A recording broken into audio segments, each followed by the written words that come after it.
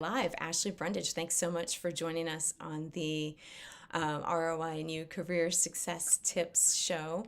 I am thrilled to have you on. We met, I guess it was about 2 years ago this time, right? And at the Women Future Conference in New York City, and you're in New York City today. It's like the stars are aligning. It's full circle, full circle.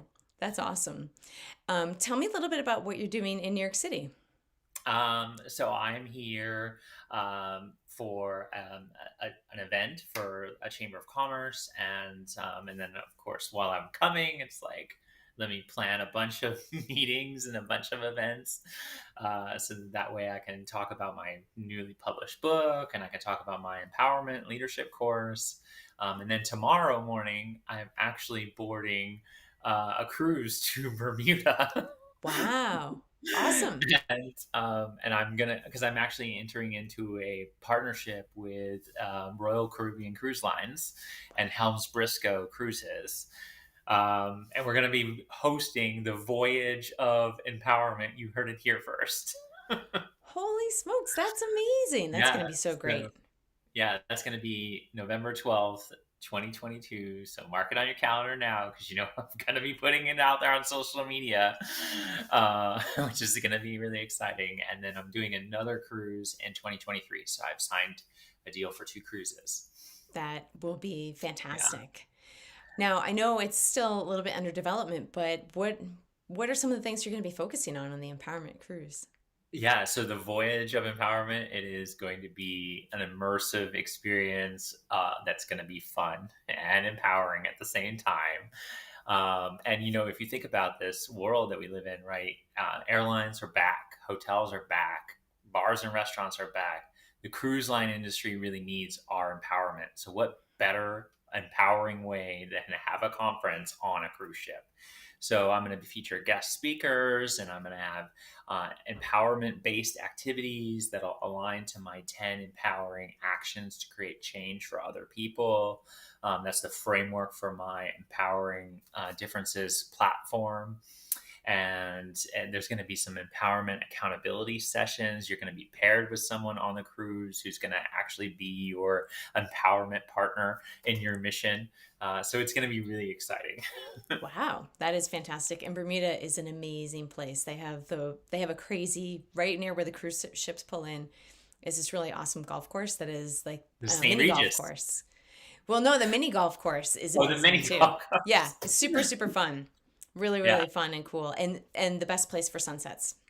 Oh my gosh. So now that we got that out of the way, tell tell us a little bit about something that you're finding that a recent grad or someone transitioning in their career might not be familiar with. Mm, Everybody has insights and I love to share them. yeah.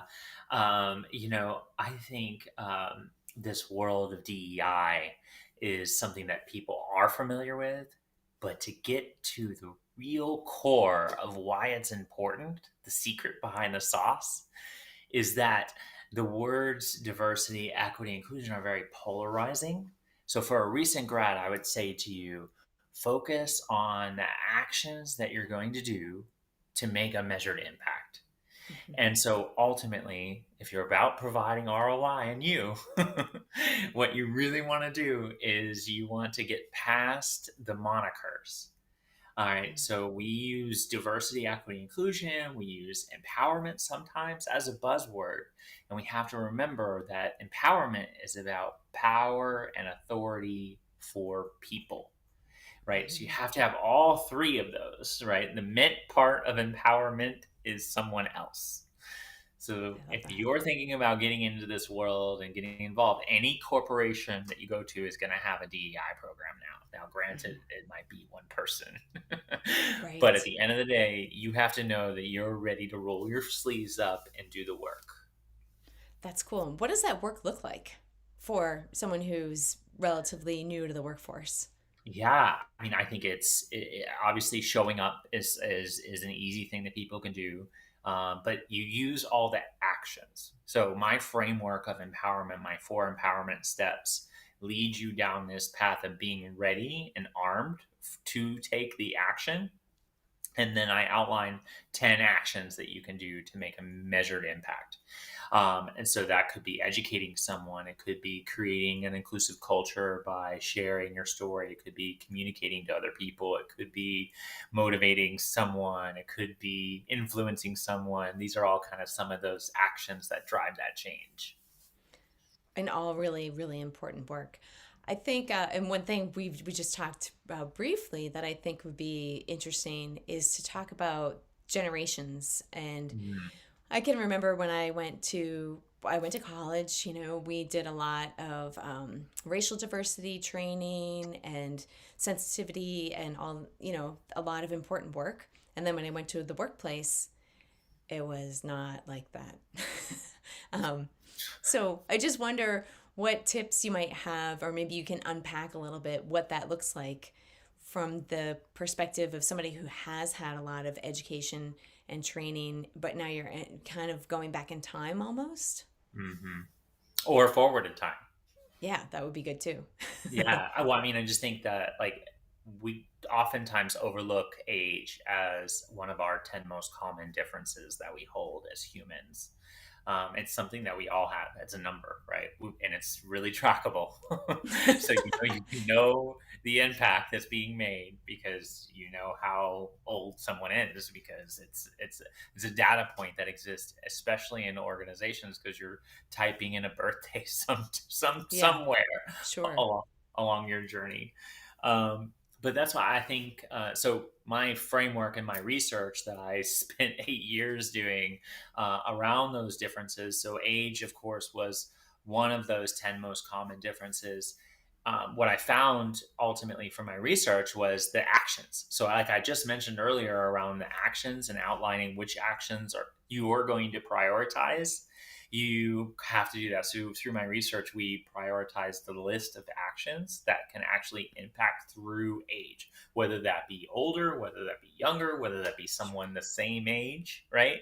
Because wherever someone is on their journey around the difference of their age, you will have to take those actions. So mentoring, I think mentor is one of the top actions, education and influence, and then inclusion. Those are the top four as you're navigating through age. Now, not that the other six actions aren't important in that journey.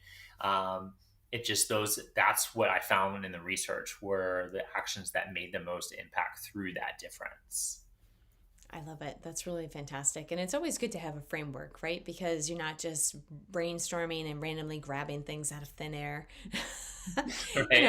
know, it's a lot more effective if you have some information to go on. So I think it's really, really helpful. Yeah.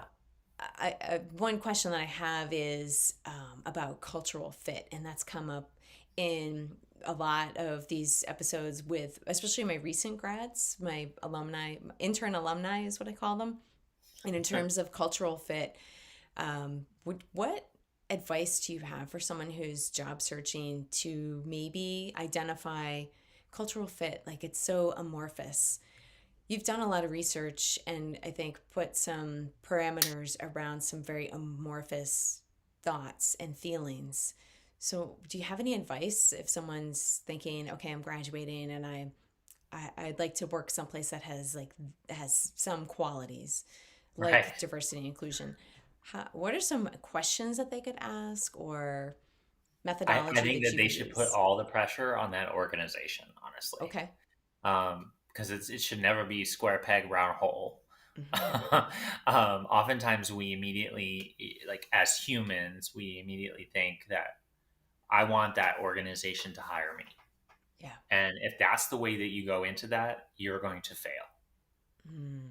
You should be interviewing that organization just as hard as they are interviewing you. And if you approach it in that manner every single time, you will win.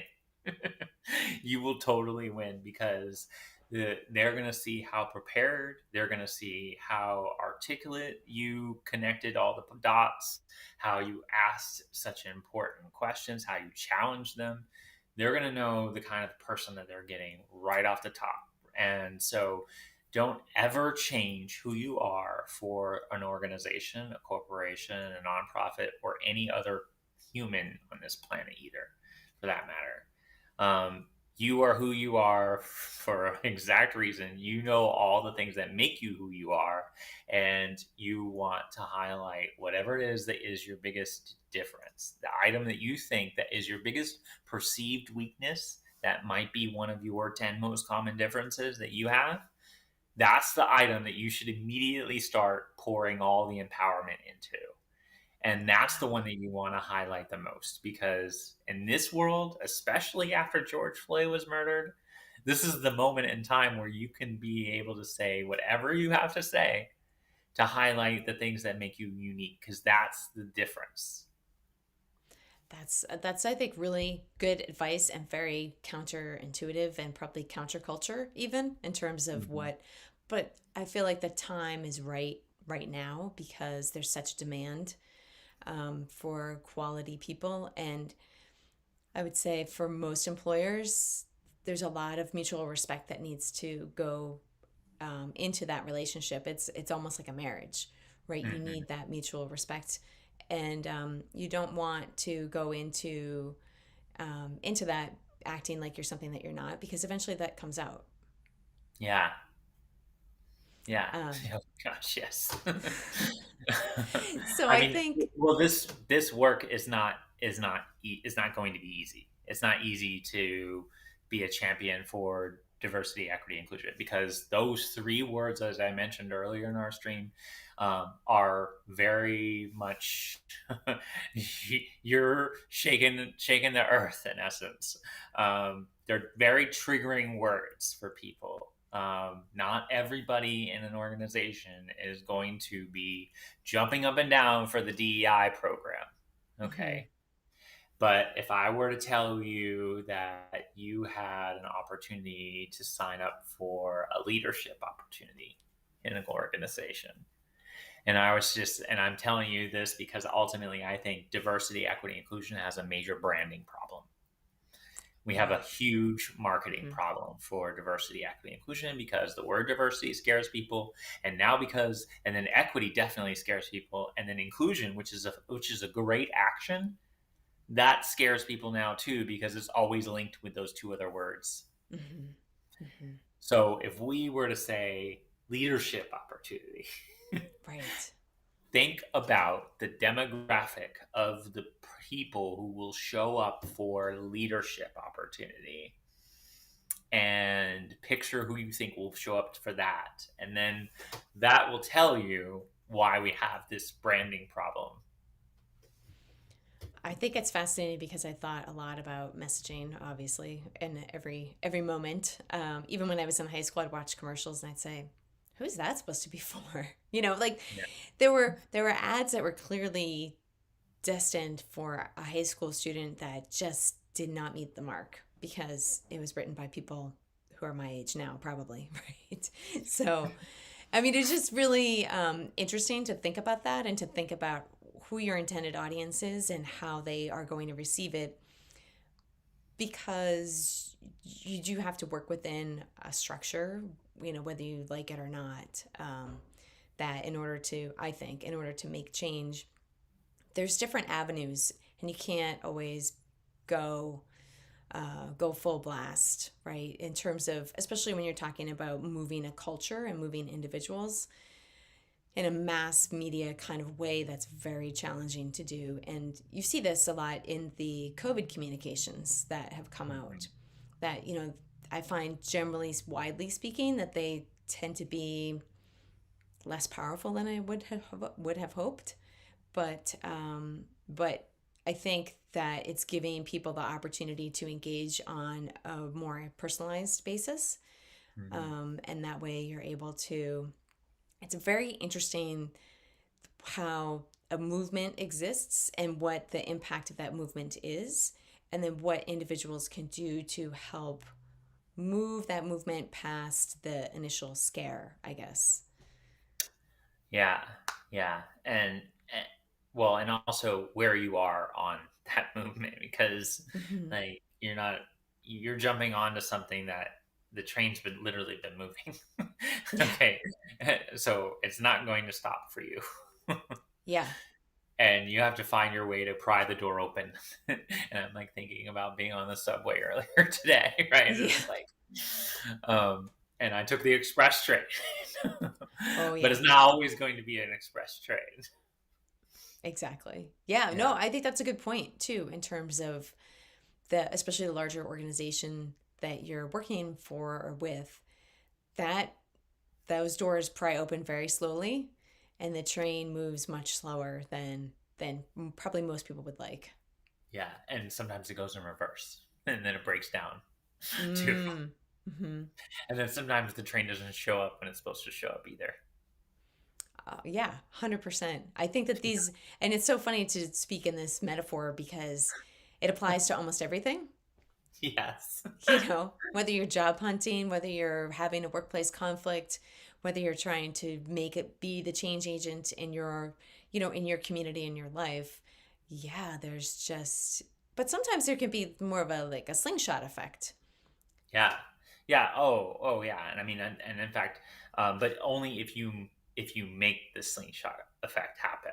So, I mean, Mhm. that was one of the things that that I did and to grow my career, and that was kind of how I litmus tested my 4-step empowerment process to create that slingshot effect. It wasn't going to happen on its own. Like, it would have been really nice that if there was like this um, LGBTQ or transgender woman accelerator program, but that didn't exist. And for the most organizations out there in the world, that does not exist. There are a couple actually in the world that do that.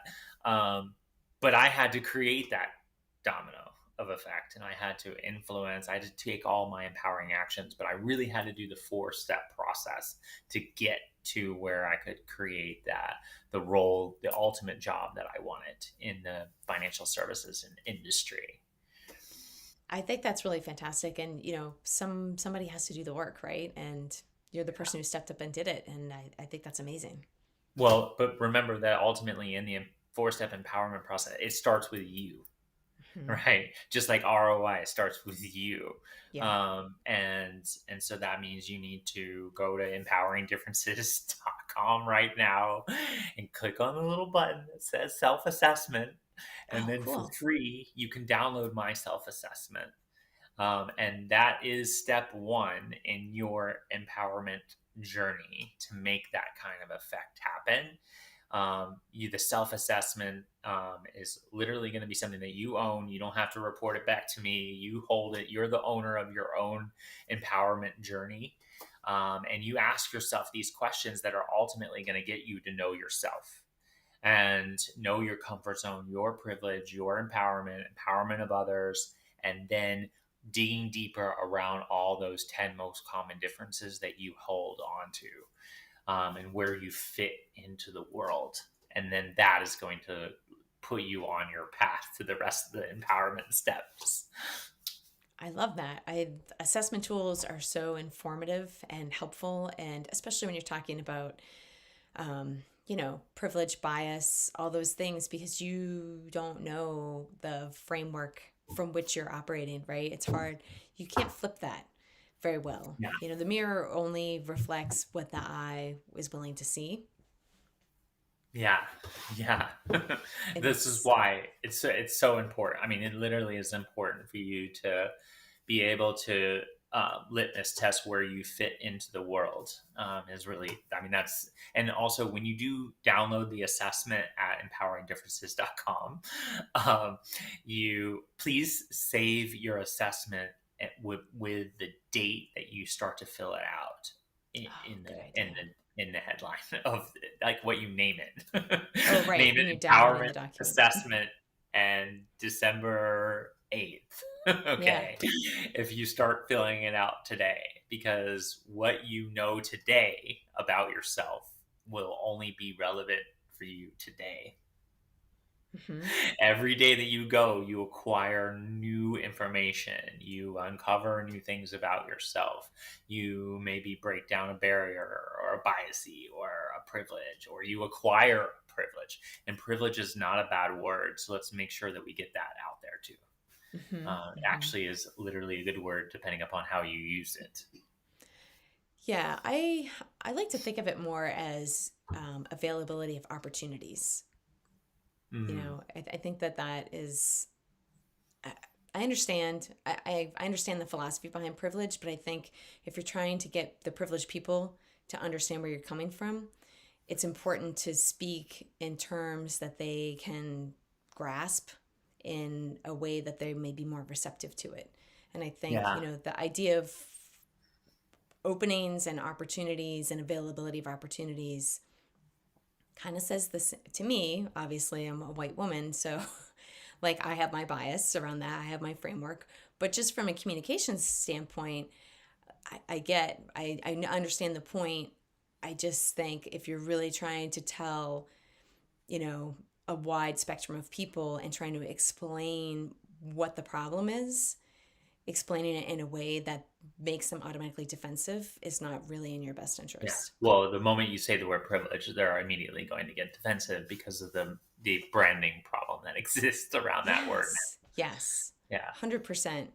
Yeah, and I think that, from the branding and messaging perspective, we're just in a world right now that is very fraught, because we have these conflicting forces, and I think in a lot of ways it's good, and I'm hoping that we get to a point where there is more or greater understanding. So I think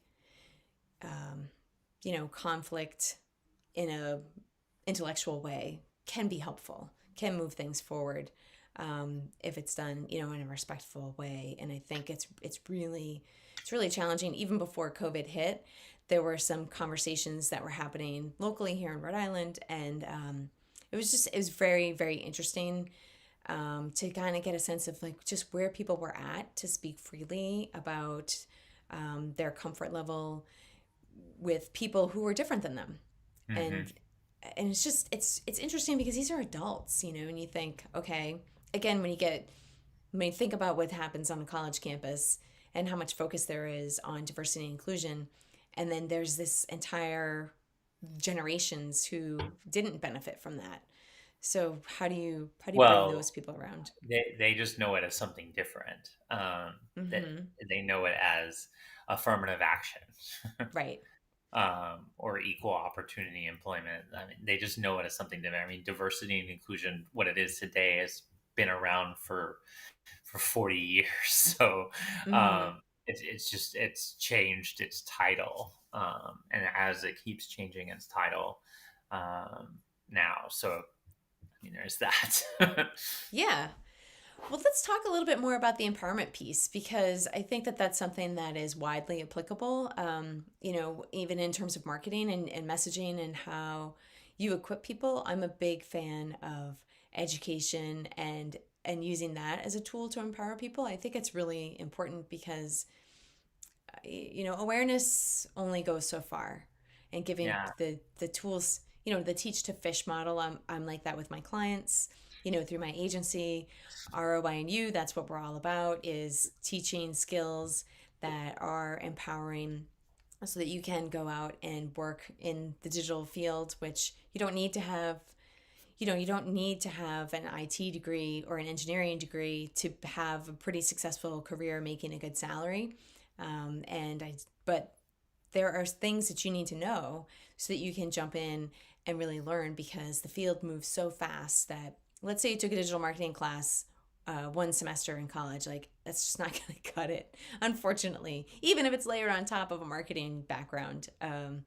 There's just so much to know. So I think what I like to focus on is, okay, let's find those gaps and let's bridge them with education. And I think that there's so many opportunities, or try to create so many opportunities to do that. And that's one of the goals of the show, is not just, to sell the course, but to really, just like you have on your assessment tool, just to bring that level of awareness and then educate people, who are interested, in that growth mindset.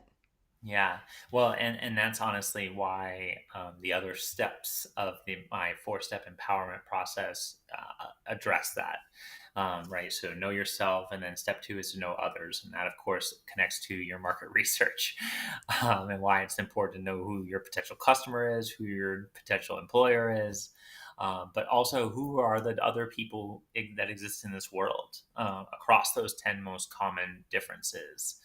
So that requires you to put in the work. It requires you to look at research studies. It requires you to be able to communicate through one of the differences you have, and share a data point that's going to actually impact people, to be able to say, oh, wait, maybe it's not just that small of a community. And then step three is where you develop your strategy for empowerment. So to have a four-step empowerment process, right? So now you're working on yourself, you're getting to know other people, you develop a strategy for which differences to empower in which setting. Mm. Because, like I was mentioning earlier, each difference requires different actions, Hmm. but also what actions you're going to take. Because as a collective person, you own all the things that are you. And you need to be having that awareness and know that what actions are going to ultimately resonate for you and the other people that you come in contact with. So I call them empowering actions I on love it. purpose. It's a branding concept. Yeah, I love it. Because they combine empowerment with each action. So that means that when you do mentoring, for example, as one of the actions, well, then you have to make sure that your mentoring partnership is going both ways, where Hmm. everyone is getting mentoring out of that partnership. And if not, then that means it's not really empowering. Right. um, and then you also need to be able to track what was the how many hours did you spend mentoring, right? How many people did you spend mentoring, right? So if you're really using that action, then that means you're tracking all the metrics that go with that as well, because the Hmm. numbers relate to the power, and then the relationship is what relates to the authority. Nice. I love it. Yeah, and understanding that that mentoring relationship goes both ways, I think is really important. I've Yeah. been really fortunate to have very long standing, decades long mentoring, and it's amazing. I mean, I'm so happy. My very first newspaper internship, which was a paid internship, I just had lunch with my old boss, who's the publisher, and he says, I'm always so happy to connect with you because you're right out there on the cutting edge and you know so many things and you're able to explain them. Yeah, so I mean, it's great. And I'm happy to be a resource because he, went out on a limb and hired this 20-year-old, sent her out, to be a full time reporter. I mean, I had a pretty good idea what I was doing, but there was a lot to learn still. And that was pretty bold. I mean, I was representing a very well established generational brand. Um, and I learned a ton. So I'm always happy to give back in that Mhm. regard too. And also do the same for my interns and through the ROIinU with the students who are participating, hooking them up with my network, building out their portfolio, connecting them with internships and interviews too. So I think that that's Yeah, really important, that mentoring piece. that's awesome. Yeah.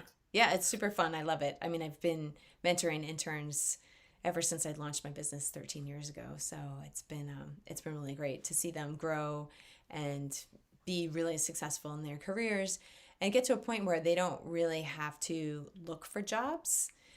They get recruited. Mhm. People are looking for them because right out of the gate, they have the skills. They get picked up really quickly and get hired. Yeah, So it's super exciting. that Yeah. is. So other than Bermuda, which it must be pretty big on your mind, I'm just curious because we're about to wrap up. If you have any last minute tips or giveaways that might be helpful. Yes.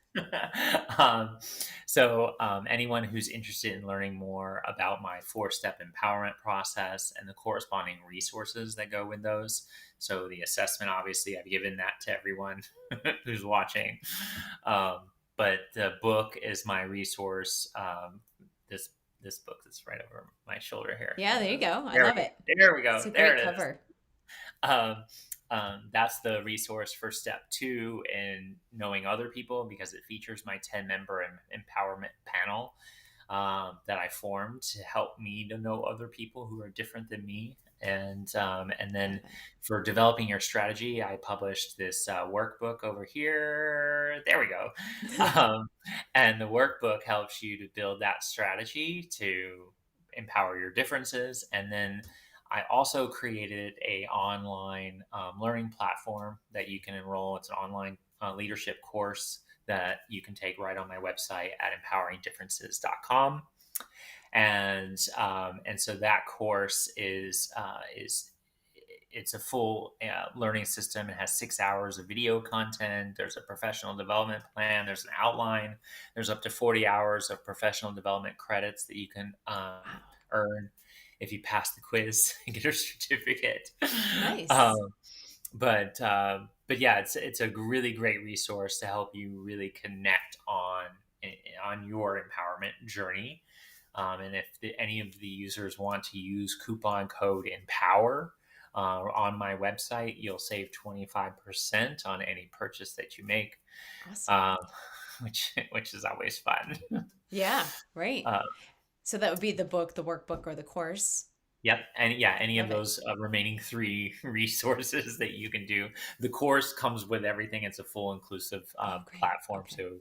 So I'll actually send you physical books in the mail. And then you'll also get all the digital content as well for download. And what's cool about that is then you have the workbook as a fillable PDF, so you can save it and do the activities and then refer back, right, and put the date on it. Because what Yeah. I want to leave you all with today is that remember that empowerment is only what you know on that day. And it's I love really it. imperative that you do empowerment check-ins for yourself, as almost just like going to a doctor, as almost just like going to get your nails done. Whatever it is that you do to self-care, you need to do empowerment self-care as well, because your perspective, your privilege, your lived experiences, they change every day. So at the end of the day, what you've uncovered in your empowerment journey by using my platform is self actualization. You Mhm. then have the tools to be able to arm yourself of where you fit into this world, and then you're ready to make that kind of impact. I think that's fantastic. And is it, I mean, am I going on a limb and saying that the skills that you're going to learn through this process apply to so much more than diversity, equity, inclusion? Yes. Yeah, Okay. it's going to help you become a better salesperson. It's going to help you become a better marketer. It's going to help you to build better relationships. I can tell you personally, for me, I was a banker. I mean, I literally actually was a part-time teller working in a retail branch for a bank. And then I used this empowerment steps, the 4 steps and the actions. And then at the end of the day, I found my way to creating my own position as the vice president of diversity and inclusion for the same bank in 4 years. I That's did that. awesome. And So that was and a I didn't. 4 year process. Yeah, that was That's four amazing. years, That's really and incredible. I never went to college. So Wow. and I was out and open as a transgender person as well. So there's that whole thing. And I'm a mom of 2 kids, so I was taking care of my kids, and I'm literally kind of navigating all those worlds at the same time, overcoming harassment, discrimination, and homelessness. Um, Jeez, wow. and and so if I can do that, just imagine some of the things that you can do with empowerment by your side. I think that is fantastic, and what a great story. Well, thank you so much, Ashley. We really appreciate you having you on the show, and we'll look forward to connecting with you again soon. Yes.